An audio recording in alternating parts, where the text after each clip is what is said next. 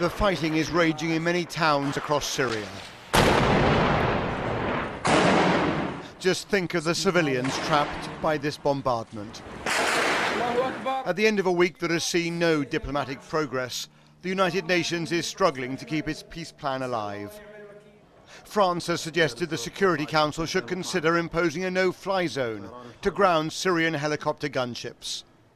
But the Syrian ambassador to the UN said such a move would be an act of war, and he told me that no one should criticize Russia for supplying arms to his government.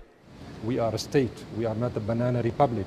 We have the full right to import weapons from whoever we judge is suitable for us. But would the no-fly zone, would that be regarded, if it's ever imposed, as the act of war that changes the entire dynamic?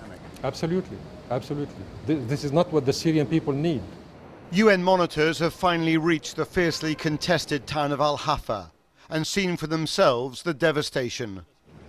The observers describe the town as deserted and say there was an overpowering smell of dead bodies.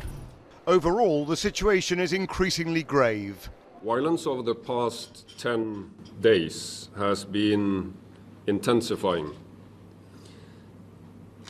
willingly by both parties, with losses on both sides and significant risks to our observers. Syria accuses Saudi Arabia and Qatar of arming the rebel groups and says the West should not be encouraging such a flow of weapons. Would Britain tolerate any armed group taking